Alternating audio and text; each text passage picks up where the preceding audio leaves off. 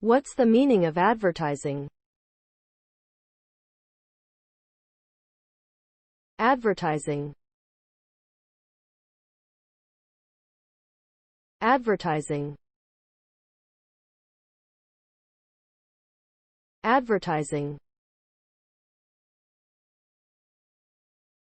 Advertising. Advertising. Advertising refers to the promotion of products or services through various forms of communication to a target audience. Its primary objective is to attract and convince potential customers to purchase or use a particular product or service. Effective advertising can lead to increased sales, brand awareness, customer loyalty, and ultimately, business growth. Companies often invest significant resources in advertising to ensure that their message reaches the right audience and resonates with them.